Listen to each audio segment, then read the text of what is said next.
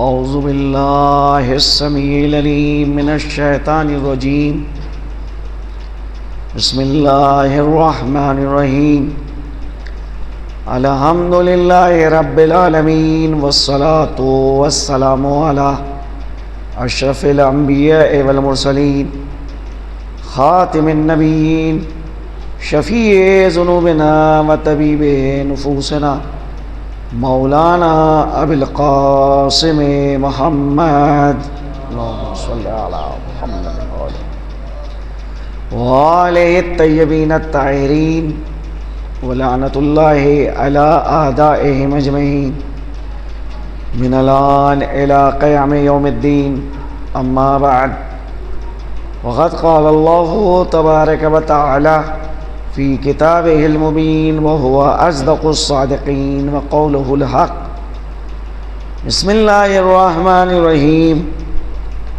تبارک الذی بیدہ الملک وہو علی کل شیء قدیر الذی خلق الموت والحیاة لیبلوکم ایکم احسن عملا وہو عزیز الغفور. صلوات بھیجے محمد والے.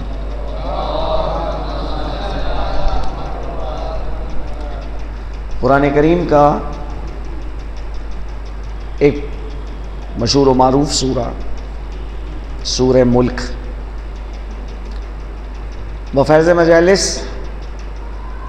اس کی ابتدائی آیات سے آپ واقف ہیں، جس میں اللہ سبحانہ و تعالی بسم اللہ کے بعد اعلان کر رہا ہے بابرکت ہے وہ ذات جس کے قبضہ قدرت میں یہ کائنات ہے.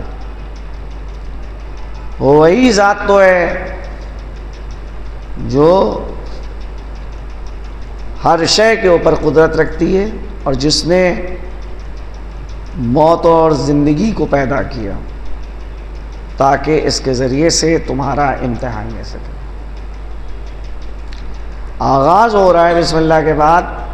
اللہ اپنی تعریف اور ستائش کے ذریعے سے ابتدا کر رہا ہے.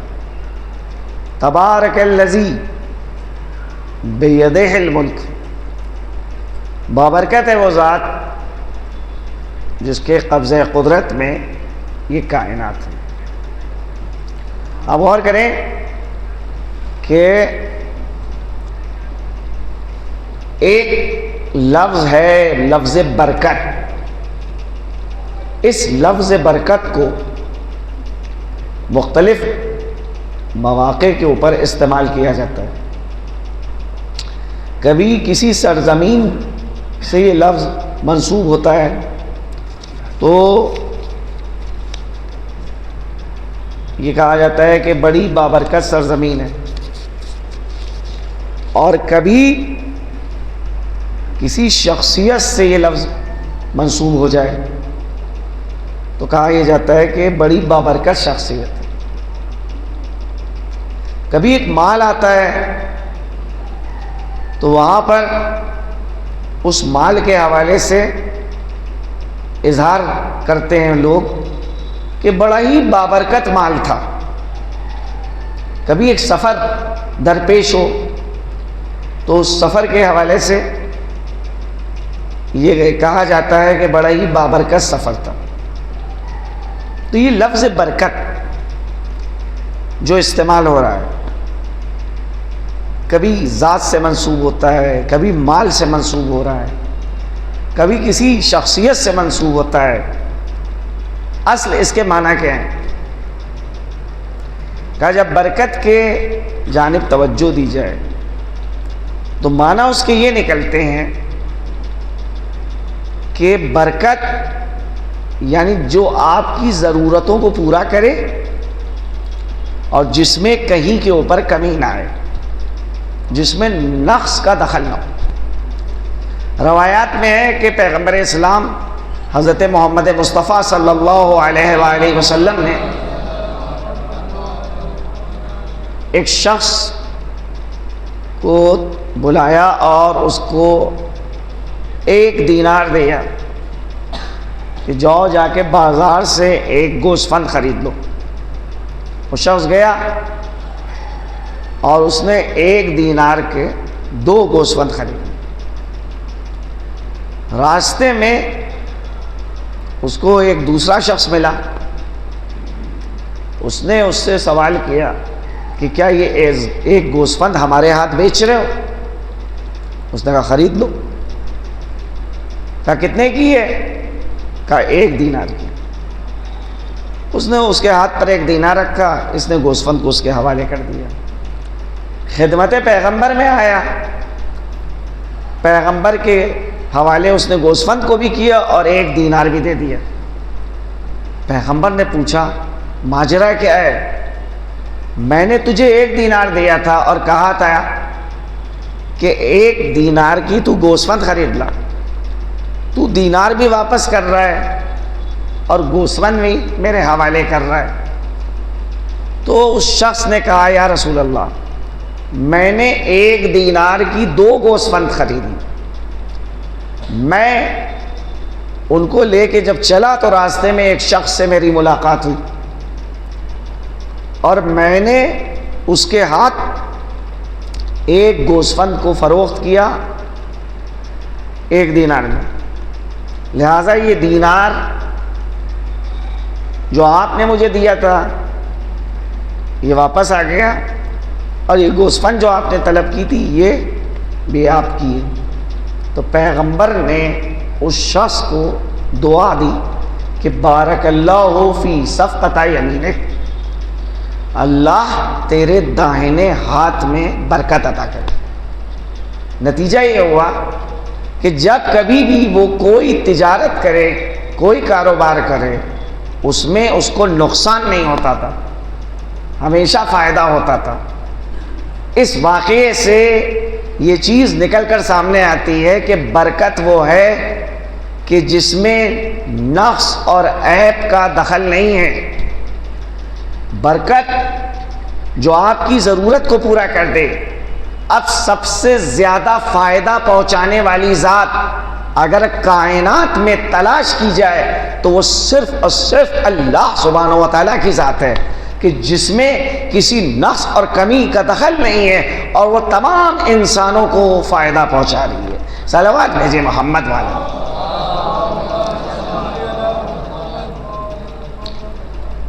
تبارک الذی، بابرکت ہے وہ ذات، بیدہ الملک، کہ جس کے قبضہ قدرت میں یہ کائنات، وَهُوَ عَلَى كُلِّ شَيْءٍ قَدِيرٌ، وہ ہر شے کے اوپر قدرت رکھتا ہے، توانائی رکھتا ہے، کوئی چیز اس کے اختیار سے باہر نہیں ہے۔ دیکھیں، ہم اپنی قدرت اور اپنی توانائی سے خدا کی قدرت کا مقابلہ نہ کریں۔ ہم اس وقت تک قدرت رکھتے ہیں جب تک ہم کسی کام کو انجام نہ دیں، لیکن جب ایک کام ہم نے انجام دے دیا، ایک فعل ہم سے صادر ہو گیا، تو اب اس کے اثر کو ہم ظاہر نہیں کر سکتے، وہ فعل واقع ہوگا۔ آپ اس وقت تک قدرت رکھتے ہیں جب تک آپ تیر کو نہ چلائیں، تیر کمان سے رہا نہ ہو، لیکن جب تیر کمان سے رہا ہو چکا ہے تو اب آپ کے اندر ناتوانی پائی جاتی ہے، اب آپ میں یہ قدرت نہیں ہے کہ آپ تیر کو نشانے پہ جانے سے روک دیں۔ اللہ کی ذات وہ ذات ہے جو سبب سوز بھی ہے اور سبب ساز بھی ہے۔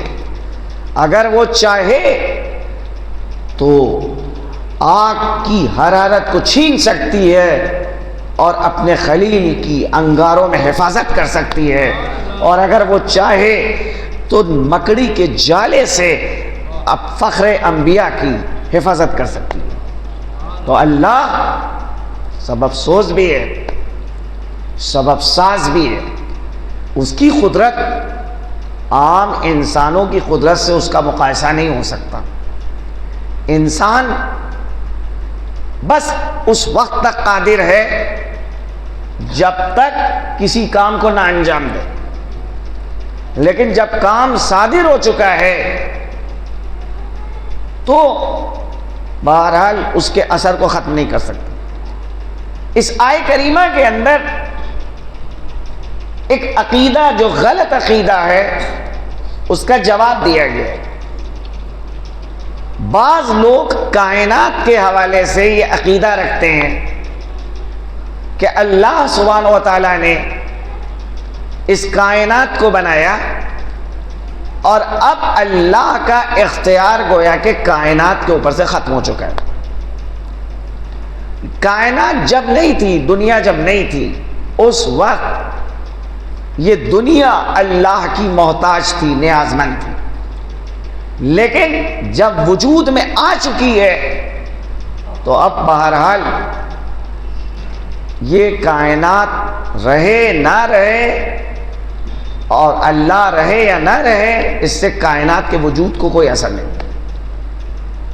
مثال کے طور پہ یہ امام باڑہ آپ دیکھ رہے ہیں، جس وقت یہ امام باڑہ نہیں تھا اس وقت یہ امام باڑہ اپنے وجود میں ایک معمار کا محتاج تھا، چند مستری مزدوروں کا محتاج تھا، لیکن جب وجود میں آ چکا ہے تو اب وہ معمار زندہ رہے یا زندہ نہ رہے، امام باڑے کے وجود کو کوئی اثر نہیں پڑتا، کوئی فرق نہیں پڑتا۔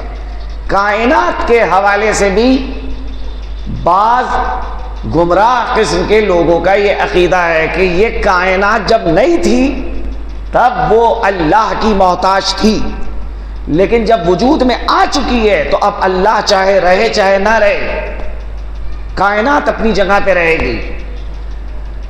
قرآن نے اس نظریے پہ خط بطلان کھینچا ہے کہ نہیں، کائنات اپنی ابتدا میں بھی خدا کی محتاج ہے اور اپنی بقا میں بھی خدا کی محتاج ہے۔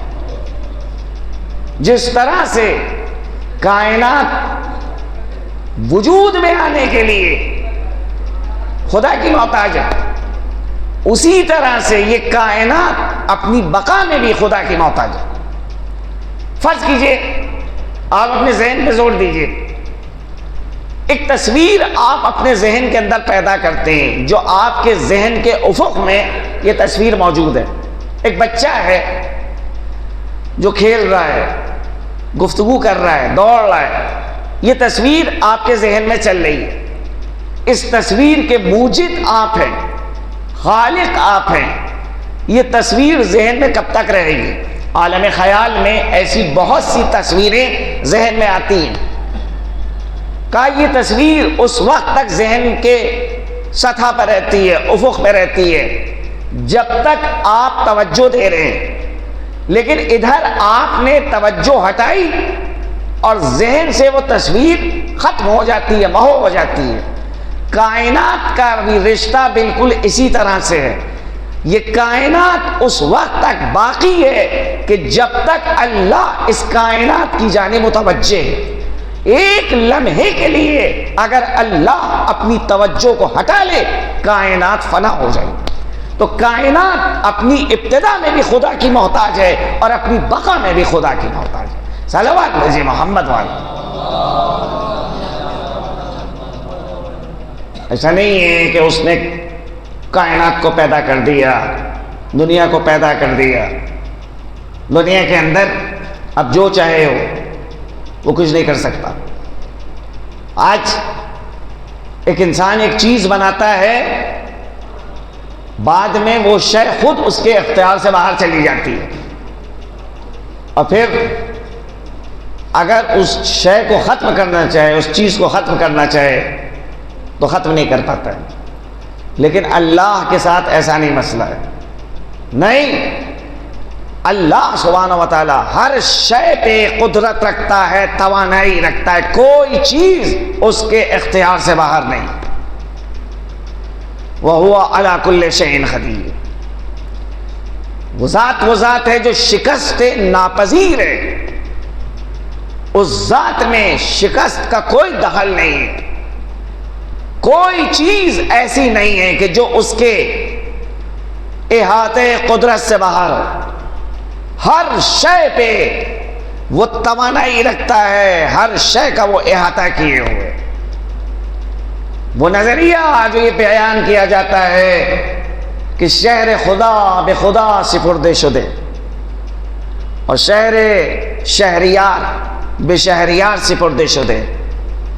ایک ملک ہے جو اللہ کا ملک ہے، جہاں اللہ کا اختیار چلے گا، اللہ کا آرڈر چلے گا. اور یہ دنیا ہے کہ یہاں پر دنیا والوں کا اختیار چلے گا. نہیں، ایسا نہیں ہے. یہ دنیا ہو یا اس کے بعد کے عالم ہو، ہر جگہ اللہ ہی کا حکم چلے. کوئی چیز ایسی نہیں ہے کہ جو فرمان الہی سے باہر ہو. ہر جگہ کے اوپر اللہ کا فرمان چلے گا. ہر شے کے اوپر اللہ قدرت رکھتا ہے، توانائی رکھتا ہے. اب دنیا کے اندر خرابیاں پیدا ہوتی ہیں اور بہرحال لوگ جو ہیں وہ یہ خیال کرتے ہیں کہ شاید اللہ نے دنیا بنانے کے بعد دنیا والوں کے سپرد دنیا کو کر دیا ہے کہ تم جانو اور یہ دنیا جانے. نہیں، ایسا نہیں. ظالموں کو اگر ڈھیل مل رہی ہے تو اس کے معنی یہ نہیں ہے کہ اللہ کا اختیار ختم ہو چکا ہے. اللہ ایک لمحے میں ظالموں کا قلع قمع کر دیتا ہے. اور وہ ظالم کہ جو اس زمین کے اوپر ظلم کر رہے ہیں، جب اللہ کی سزا اور اس کے عذاب کا تازیانہ اٹھتا ہے تو ان ظالموں کا نام و نشان بھی مٹ جاتا ہے. قرآن کے اندر جگہ جگہ دعوت فکر دی گئی ہے. سیروا فی الارض، زمین میں سیر کرو. فانظروا کیف کان عاقبۃ الذین من قبلکم، تم سے پہلے والی جو نسلیں گزری ہیں کیا ان کی سرنوشت تھی، کیا انجام ہوا. وہ طاقت میں تم سے زیادہ تھی، بہت بڑے بڑے آثار انہیں نے چھوڑے ہیں، لیکن آج کوئی ان کا نام بھی نہیں، مٹ گئے، خاک میں مل گئے. تو تم ذرا اپنی طاقت کا وہ دیکھو کہ تھوڑی سی اگر تمہارے اندر قوت پیدا ہو جائے، اقتدار مل جائے، حکومت مل جائے تو تم خدا کے مقابلے میں آ جاتے ہو، اس سے لڑنے کے لیے تیار ہو جاتے ہو، اس کے سامنے جو ہے وہ سرکشی کرتے ہو. اللہ کے سامنے ایک بندہ جب کھڑا ہوتا ہے، اس کے معنی یہ ہے کہ بندہ اپنی معرفت نہیں رکھتا ہے، نہیں جانتا ہے کہ وہ کس کے سامنے سرکشی کر رہا ہے، کس کے سامنے طغیانیت کر رہا ہے. اللہ نے اگر کسی بندے کو ڈھیل دے رکھی ہے تو اس کے معنی یہ نہیں ہے کہ اللہ مجبور ہے، کچھ کر نہیں سکتا. نہیں، ایک وقت تک اس نے فرعون کو ڈھیل دی، لیکن جب عذاب طے ہو گیا تو وہی فرعون لوگوں کے سامنے، لوگوں کی نگاہوں کے سامنے دریائے نیل میں غرق ہو جاتا ہے اور اس کا جسم سطح آپ کے اوپر نمایاں ہو جاتا ہے. حیرت کرتے ہیں لوگ کہ یہی وہ ذات تھی کہ جس کو سپر پاور کہا جاتا تھا، ابو القدرت کہا جاتا تھا، اور جب عذاب الہی کی زد میں آتی ہے تو اس طرح سے نام و نشان مٹتا ہے کہ دوسروں کے لیے یہ باعث عبرت بن جاتی ہے. اس سے پہلے کہ اللہ کی سزا انسان تک پہنچے، اس کا عذاب انسان تک پہنچے، انسان اپنی ذات کی جانب متوجہ ہو جائے اور اپنے آپ کو پہچان دے. اگر انسان اپنا عرفان پیدا کر لے کہ وہ خود کیا ہے تو بہرحال یہ سرکشی انسان کے اندر سے ختم ہو جاتی ہے. لیکن مشکل یہ ہے کہ انسان اپنی حقیقت کو بھول جاتا ہے، فراموش کر دیتا ہے اور خدا کے مقابلے پہ آ جاتا ہے اور سوچتا ہے کہ یہ دنیا ہمیشہ ہے، اس کے اندر ہمیشہ رہنا ہے، جبکہ ایسا نہیں ہے. یہ دنیا ایک گزرگاہ ہے. ہم اور آپ اس دنیا میں ایک مسافر کی حیثیت سے آئے ہیں. خواہ ہم چاہیں خواہ نہ چاہیں یہ سفر تمام ہوگا۔ لہذا جس طرح سے ہمارا کوئی اختیار نہیں تھا اس دنیا میں آنے کے لیے، اسی طرح سے ہمارا کوئی اختیار نہیں ہے اس دنیا سے جانے میں۔ جب تک اس نے نہیں چاہا اس وقت تک کہ ہم اس دنیا میں آئے نہیں، اور جب تک وہ نہیں چاہے گا اس وقت تک کہ ہم اس دنیا سے جا نہیں سکتے۔ اس حد تک انسان بے بس ہے۔ افسوس ہے کہ انسان اپنی بے بسی اور عاجزی پہ غور نہیں کرتا، اور وہ خدا کے مقابلے پہ آ جاتا ہے، خدا سے لڑنے لگتا ہے، سرکشی کرتا ہے خدا کے۔ اللہ انسان کو متوجہ کر رہا ہے، خلق اللہ الموت والحیات، اللہ نے موت اور زندگی کو پیدا کیا ہے۔ سوال اٹھتا ہے کیوں پیدا کیا؟ لِيَبْلُوَكُمْ، تاکہ اس کے ذریعے سے تمہاری آزمائش کر سکے، تمہارا امتحان لے سکے۔ اَيُّكُمْ أَحْسَنُ عَمَلًا، تم میں کون ہے جو سب سے بہتر عمل انجام دیتا ہے؟ پر جو سب سے بہتر عمل انجام دیتا ہے فَهُوَ عَزِيزُ الْغَفُورُ، وہ اس لائق ہے کہ اس کو معاف کیا جائے، اس کو بخشا جائے۔ یہ موت اور زندگی صرف اور صرف اس لیے پیدا کی گئی ہے کہ اس کے ذریعے سے انسان کی آزمائش کی گئی۔ اس دنیا میں انسان کو بھیجا گیا ہے، ایک مختصر مدت تک انسان کو اس دنیا میں رہنا ہے، ایسا نہیں ہے کہ ہمیشہ رہنا ہے۔ جس کے طفیل میں اللہ نے یہ کائنات پیدا کی، اس کو خود قرآن میں خطاب کیا اور کہا اِنَّكَ مَيَّتٌ وَإِنَّهُمْ مَيَّتُونَ، اے پیغمبر آپ موت سے دوچار ہوں گے۔ تو موت سے راہ فرار کسی کے لیے نہیں، کوئی ایسا نہیں ہے کہ جو ہمیشہ اس دنیا میں رہے گا، نہیں، دنیا گزرگاہ ہے، جو بھی آیا ہے اس کو یہاں سے گزرنا ہے۔ جس طرح سے دنیا میں آنے کے لیے ولادت ضروری ہے، بغیر ولادت کے کوئی شخص اس دنیا میں آ نہیں سکتا، اسی طرح سے اس دنیا سے جانے کے لیے موت ضروری ہے۔ ولادت ایک کیفیت ہے، موت بھی ایک کیفیت ہے، کچھ لمحوں کی یہ کیفیت ہوتی ہے اور اس کے بعد ایک نئی زندگی شروع ہو جاتی ہے۔ اب دیکھیے کہ بچہ شکم مادر میں ہے، جب تک وہ شکم مادر میں ہوتا ہے، اگر وہ شعور اور احساس رکھتا ہو تو وہ اس شکم ہی کو اپنی دنیا سمجھے گا، اپنے لیے ایک جہان تصور کرے گا۔ بہرحال ایک معین مدت تک اس کو شکم میں رہنا ہے، حد اکثر 9 مہینے، اس سے زیادہ ایک بچہ شکم مادر میں نہیں رہ سکتا، اور 9 مہینے کے بعد اس کو اس دنیا میں آنا ہے۔ اب وہاں شکم مادر سے جب وہ اس دنیا میں قدم رکھتا ہے تو شکم کے مقابلے میں اس دنیا کے اندر بہتر زندگی اس کو مل رہی ہے، اور یہاں کے اوپر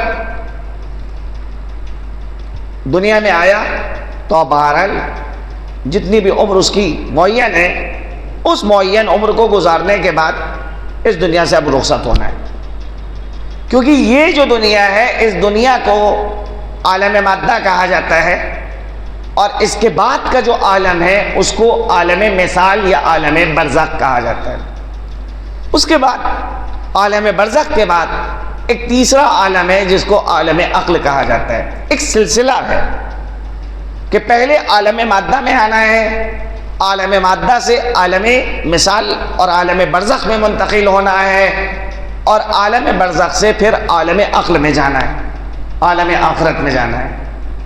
تو پہلے سب سے انسان عالم مادہ میں آتا ہے، ایک معین وقت تک یہاں زندگی گزارتا ہے، لیکن یہاں زندگی گزارنے کی شرائط ہیں، یہاں پر کچھ پابندیاں ہیں۔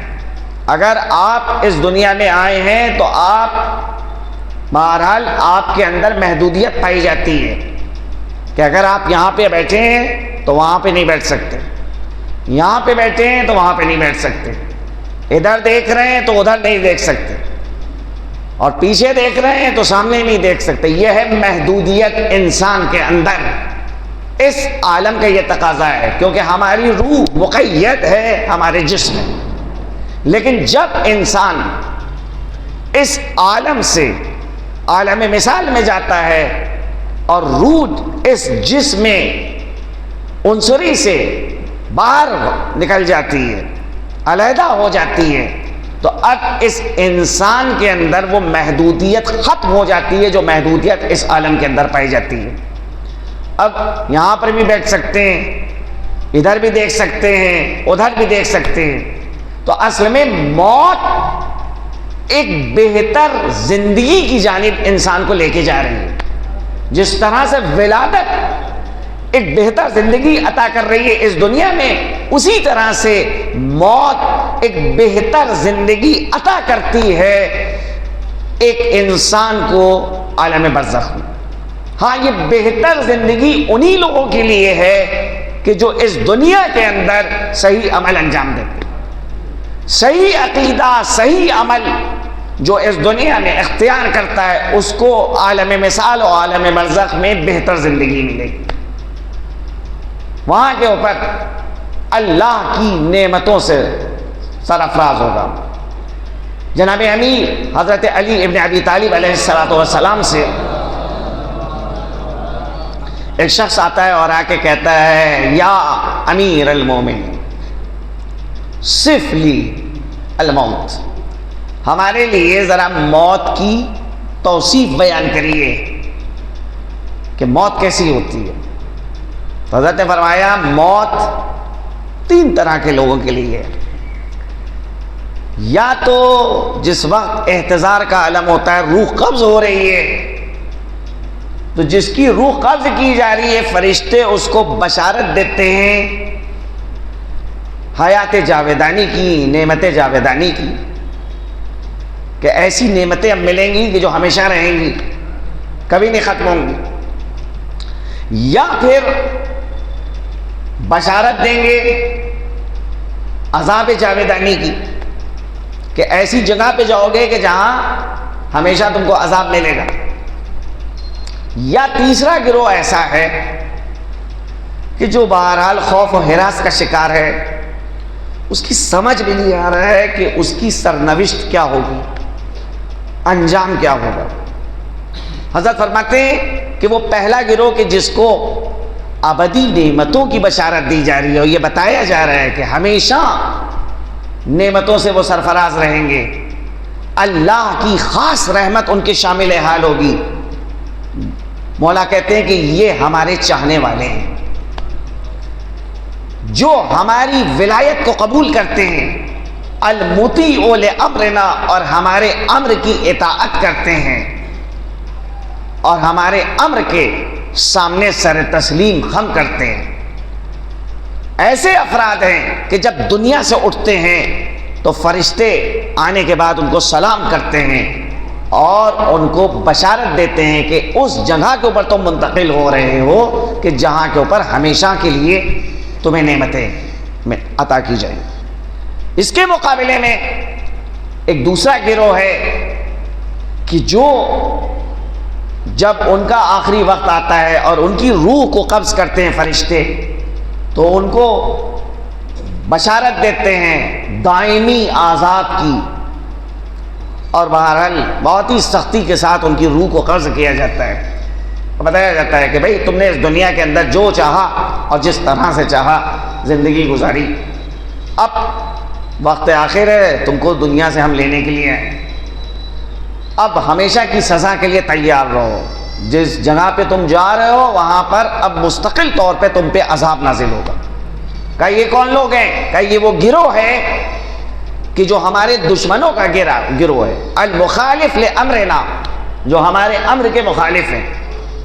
ایسے افراد جب دنیا سے رخصت ہوتے ہیں تو فرشتے ایسے افراد کے اوپر تازیانے مارتے ہیں، ان کی پشت کے اوپر تازیانے مارتے ہیں، چہرے کے اوپر تازیانے مارتے ہیں، سختی کے ساتھ ان کی روح کو قبض کرتے ہیں.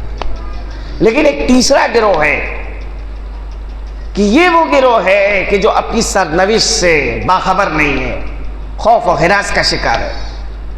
کہا یہ وہ مومن ہے المؤمن المسرف، ایسا مومن کہ جس نے اپنی ذات کے اوپر زیادتی کی ہے، اسراف کی ہے، ایسا مومن جب دنیا سے رخصت ہو رہا ہے تو سمجھ میں اس کی نہیں آ رہا ہے کہ کیسی سرنوشت ہوگی، انجام کیا ہوگا، کیا اللہ کی رحمت میرے شامل حال ہوگی یا اللہ کا عذاب میرے شامل حال ہوگا۔ ایسا شخص جو بہرحال اپنی ذات پر زیادتی کر رہا ہے، جس نے کی ہے، عمل کے اعتبار سے جس کے کیا کوتاہی پائی جاتی ہے، جب وہ دنیا سے رخصت ہوتا ہے تو بہرحال ایسا نہیں ہے کہ اس کو ڈائریکٹ جنت میں لے جا کے پہنچا دیا جائے گا، کہا نہیں، بعض ایسے افراد ہیں کہ جو 3 لاکھ سال تک جہنم میں رہیں گے، جہنم کا عذاب جھیلیں گے، وہاں کی سزاؤں کو برداشت کریں گے، اور اس کے بعد ایسے افراد کو ہماری شفاعت نصیب ہوگی۔ نمی فکری ہے۔ 3 طرح کے افراد ہیں، 3 گروہ ہیں۔ ایک گروہ وہ ہے جو خاص اللہ کی رحمت میں شامل ہے، حال رہے گا، جس کے خاص رحمت الہی شامل رہے گا۔ دوسرا گروہ وہ ہے جو دشمنان خدا کا گروہ ہے۔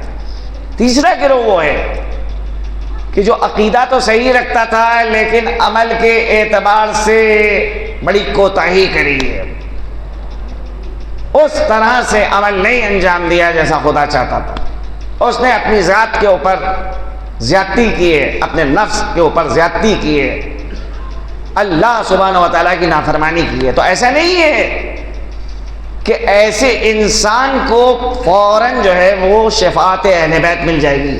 مومن ہے، ٹھیک ہے، عقیدہ ہے، صحیح تھا، لیکن عمل کے اعتبار سے جب کوتاہی ہے تو اس کی سزا جھیلنا ہوگی۔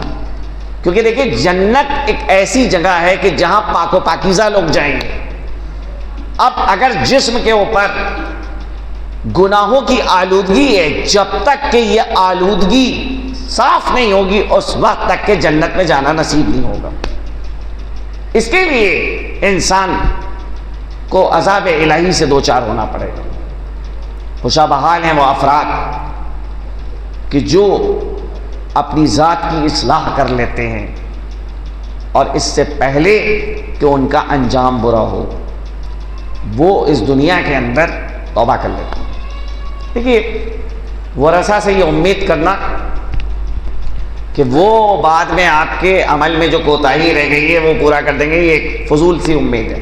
آج کل تو حال یہ ہے کہ ایک مرنے والے سے ورثہ کا تعلق صرف 40ویں تک رہتا ہے، اور ادھر 40واں ہوا اور اس کے بعد جو ہے وہ سلسلہ ختم ہو گیا۔ اب سال میں ایک بار جب برسی آئے گی ہوتی ہے یا دیسا ہوتا ہے، اس دن جو ہے وہ ایک مجلس کا اہتمام کر دیا گیا اور فاتحہ خوانی ہو گئی۔ سوچا یہ جاتا ہے کہ ہم نے اپنی ذمہ داری کو ادا کر دیا، ورنہ بہرحال ایک مرنے والا کہ جو اس کے نامہ اعمال میں کمی واقع ہوئی ہے، اس کمی کا کیسے جبران ہوگا؟ اگر ایک شخص نے نمازیں قضا کی ہیں، نمازیں چھوڑی ہیں، روزے نہیں رکھے ہیں، صحیح و سالم تھا اس کے باوجود جو ہے روزے نہیں رکھے، یا روزے رکھنے میں کوتاہی کی ہے، یا حقوق عباد ہیں اس کی گردن کے اوپر، دوسروں کا مال اس کی گردن کے اوپر، حج واجب ہوا تھا، تساہلی کرتا رہا، سستی کرتا رہا، نہیں گیا حج کرنے کے لیے، تو اس کا کیسے جبران ہوگا؟ ایک بات ذہن میں رکھیے گا کہ دنیا کے اندر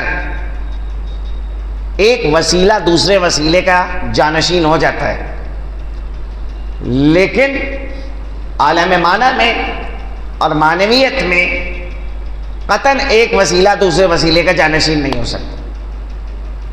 آپ اس امام باڑے سے نکل کے اپنی منزل کی جانب جانا چاہتے ہیں، اپنے گھر کی جانب جانا چاہتے ہیں، گھر تک جانے کے لیے مختلف وسیلے آپ کے پاس ہیں۔ کبھی آپ ای رکشے سے چلے جاتے ہیں اپنے گھر، کبھی آپ اپنی گاڑی سے جو ہیں گھر جاتے ہیں، کبھی جو ہے وہ آپ پیادہ اپنے گھر پہنچ جاتے ہیں۔ تو جب آپ نے ایک وسیلہ اختیار کیا ہے تو آپ کو دوسرے وسیلے کو چھوڑنا ہے۔ نہیں ہو سکتا کہ ایک وقت میں آپ بائک کے اوپر بھی بیٹھیں اور کار میں بھی بیٹھیں، اگر بائک پہ بیٹھیں تو کار میں نہیں بیٹھ سکتے، اگر کار میں بیٹھے ہیں تو بائک میں نہیں بیٹھ سکتے۔ ایک وسیلہ دنیا میں دوسرے وسیلے کا جانشین ہوتا ہے، اللہ کی بارگاہ میں ایسا نہیں ہے۔ اللہ کی بارگاہ میں اگر ایک انسان رسائی حاصل کرنا چاہتا ہے، پہنچنا چاہتا ہے، تو مختلف وسیلے اللہ نے انسان کے لیے رکھے ہیں۔ یہ تمام وسیلے جب جمع ہوتے ہیں تب عالم بالا کی جانب پرواز ہوتی۔ نماز ایک وسیلہ ہے، روزہ ایک وسیلہ ہے، حج ایک وسیلہ ہے، عزائے سید الشہداء ایک وسیلہ ہے، مجلس کا انعقاد کرنا ایک وسیلہ ہے۔ یہ تمام وسیلے جب ایک ذات میں جمع ہوں گے تب ایک انسان اللہ کے قریب ہوگا۔ ایسا نہیں ہو سکتا کہ ایک شخص نمازیں بہت پڑھتا ہے لیکن روزے نہیں رکھتا، اور وہ یہ اپنے اعتبار سے خیال کرے کہ کیا ہوا اگر رمضان میں روزے نہیں رکھتا ہوں، میں نمازیں اتنی کثرت سے پڑھتا ہوں، تو بہرحال میرا یہ عمل روزے کی جگہ کو کور کر لے گا۔ نہیں، ایسا نہیں ہے۔ روزے کا ایک الگ اثر ہے، نماز کا ایک الگ اثر ہے، مجالس میں شرکت کرنے کا ایک الگ اثر ہے، مجلس کا انعقاد کرنا اس کا ایک اثر ہے۔ یہ جتنے وسیلے ہیں جب ایک ذات میں جمع ہوتے ہیں تب ایک ذات عالم بالا کی جانب پرواز کرتی۔ اس وقت ایک انسان اللہ کے قریب ہوتا ہے۔ معنویت میں ایک وسیلہ دوسرے وسیلے کا جانشین نہیں ہو سکتا۔ اور یہ بہرحال اگر کوئی اس طرح سے خیال کرتا ہے تو یہ اس کا خیال غلط خیال ہے۔ بھائی آپ مجالس میں شرکت کر رہے ہیں، اس کے معنی یہ نہیں ہے کہ اب آپ کو نماز کی ضرورت نہیں ہے، روزے کی ضرورت نہیں ہے اور دیگر واجبات کی بھی ضرورت ہے۔ یہ نماز اگر آپ پڑھ رہے ہیں تو اس کے معنی قطعاً یہ نہیں ہے کہ آپ مجالس سید الشہداء سے آپ بے نیاز ہو چکے ہیں۔ نہیں، یہ مجالس بھی ہماری زندگی کے لیے ضروری ہیں، بقائے اسلام کے لیے بھی ضروری ہے۔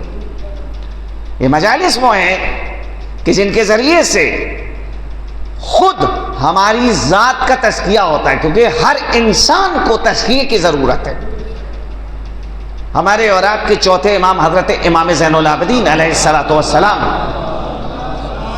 ارشاد فرماتے ہیں، ہلاکا من لیس لہ الحکیم من یحرک ویرشد۔ ہلاک ہو گیا وہ شخص کہ جس کے پاس کوئی حکیم نہیں ہے کہ جو اس کو ارشاد کر سکے، جو اس کو پند و نصیحت کر سکے۔ تو بہرحال ہر انسان کو ایک رہنما کی ضرورت ہے کہ جو مردہ ضمیر کو زندہ کرے، جو اس کے اندر حرکت پیدا کرے، جو اس کے اندر جذبہ عمل پیدا کرے۔ یہ مجالس وہ ہیں کہ جن مجالس کے ذریعے سے مردہ ضمیروں کو زندہ کیا جاتا ہے، ان کے اندر جذبہ عمل پیدا کیا جاتا ہے، ان کو دین کا وفادار بنانے کی کوشش کی جاتی ہے۔ اگر ان کے اندر بغاوت کے آثار پائے جاتے ہیں تو توجہ دلائی جاتی ہے کہ وہ آثار بغاوت کو کچل دیں اور اللہ کے مطیع و فرما بردار بنیں۔ بہرحال یہ مجالس کا ایک الگ اثر ہے۔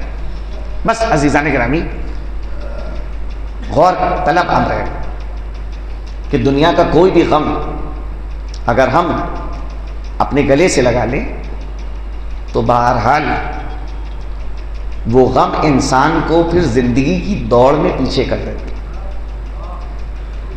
تنہا یہ غم سید الشہداء ہے جو انسان کے سینے میں زندگی کی شراریں بھر دیتا ہے۔ آپ کو زندگی کی دوڑ میں سبقت حاصل کرنا ہے، ترقی کرنا ہے، تو لازم ہے کہ آپ خوشحال رہیے۔ اگر غمزدہ رہیں گے، افسردہ رہیں گے تو بھی کامیابی نہیں مل سکتی۔ لیکن یہ غم سید الشہداء ہے کہ جس نے دنیا کے سامنے ثابت کر دیا کہ یہ وہ غم ہے کہ جو اس غم کو اپنا لیتے ہیں وہ پھر دنیا کی بڑی بڑی طاقتوں سے مقابلہ کرتے ہیں، ان کو چیلنج کرتے ہیں۔ اور کوئی غم ہوتا تو انسان سے جینے کا حوصلہ چھین لیتا، لیکن یہ وہ غم ہے کہ جو انسان کو زندگی کا حوصلہ دیتا ہے، ایک کمزور انسان کو ایک طاقتور کے سامنے کھڑا کر دیتا ہے۔ یہ ہے کربلا۔ یہ اس کا درس ہے۔ ہاں، ہم سے یہ کہا گیا ہے کہ جب تم پر کوئی مصیبت پڑے اور تمہیں رونا آ رہا ہے تو اس وقت اس مصیبت پہ گریہ نہ کرو، اس شے کے اوپر مت رو۔ اگر رونا ہی چاہتے ہو تو حضرت فرماتے ہیں کہ میرے جد مظلوم حسین کو یاد کر کے رو۔ یا ابن الشبیب ان کنت باکیا للشیء فبکی علی جد الحسین، اے پسر شبیب اگر تمہیں کسی بات پہ رونا آ رہا ہے تو خبردار اس بات پہ پھر گریہ مت کرنا۔ اگر رونا ہی چاہتے ہو تو میرے جد مظلوم حسین پہ گریہ کرو۔ یا ابن الشبیب اتعرف کیف ذبح جدی، اے پسر شبیب تمہیں پتا ہے کیسے میرے جد کو ذبح کیا گیا؟ ارے ان جدی ذبح کما یذبح الکبش، میرے جد کو اس طرح سے ذبح کیا گیا جیسے گوسفند کو ذبح کیا جاتا ہے۔ جب قصاب گوسفند کے گلے پہ چھری رکھتا ہے، جتنے لوگ کھڑے ہوتے ہیں وہ کھڑے ہو کے تماشا دیکھتے ہیں، کسی کے دل میں رحم نہیں پیدا ہوتا۔ کوئی نہیں ہے جو آگے بڑھ کے قصاب سے کہے کہ اس گلے پر سے چھری ہٹا لو۔ حسین کو جب ذبح کیا جا رہا تھا، جتنے لوگ کھڑے تھے وہ کھڑے ہو کے تماشا دیکھ رہے تھے۔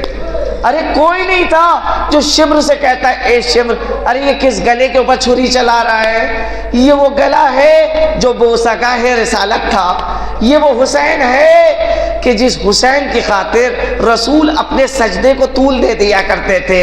ایک چاہنے والی بہن تھی جو اس منظر پر مسترب ہو رہی تھی، ارے کبھی آواز دیتی تھی یا ابن سعد، اے پسر سعد، ارے میرا ماجایا ذبح ہو رہا ہے، تو کھڑا تماشا دیکھ رہا ہے۔ کبھی کہتی تھی اے نانا، ارے آپ پر تو آسمان کے ملائکہ درود و سلام بھیجتے ہیں، ذرا آئیے آ کے دیکھیے کہ آپ کا فرزند حسین خون میں غلطہ پڑا ہے۔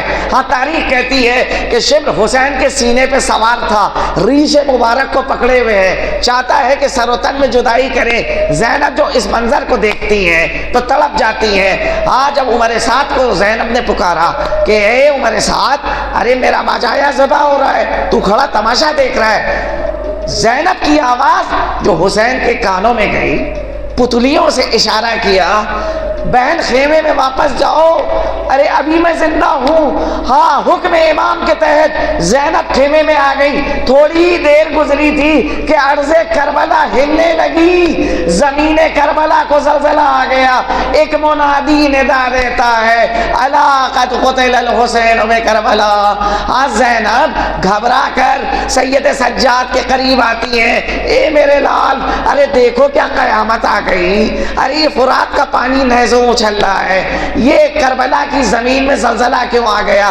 کہتی ہے، کہتے ہیں اے پھوپھی اماں ذرا خیمے کا پردہ ہٹائیے۔ ارے اب جو خیمے کا پردہ ہٹا تو کیا دیکھا کہ سر حسین نو کے نیزہ پہ بلند ہے۔ کہتے اے پھوپھی اماں میں یتیم ہو گیا۔ سیعلم الذین ظلموا ای منقلب ینقلبون، انا للہ و انا الیہ راجعون، الہی بحق زہرا و ابیہا و بالہا و بنیہا۔ پروردگارہ اس مختصر سے ذکر کو قبولیت کا درجہ عنایت فرما۔ خدایا جس مرحومہ کے ایصال ثواب کی مجلس ہے ان کو جوار معصومین میں جگہ عنایت فرما، ان کے گناہان کبیرہ و صغیرہ کی مغفرت فرما، پسماندگان کو صبر جمیل عنایت فرما۔ جہاں جہاں مومنین آباد ہیں سب کی جان مال عزت و آبرو کی حفاظت فرما، پرچم اسلام کو سربلند فرما، پرچم کفر و نفاق کو سرنگوں فرما، ہمارے امام کے ظہور میں تاجیل فرما، ہم کو ان کے آوان و انصار و مددگار میں شمار فرما، ان کے ظہور کو ہمارے لیے باعث عافیت قرار دے۔ ربنا تقبل منا انک انت السمیع العلیم۔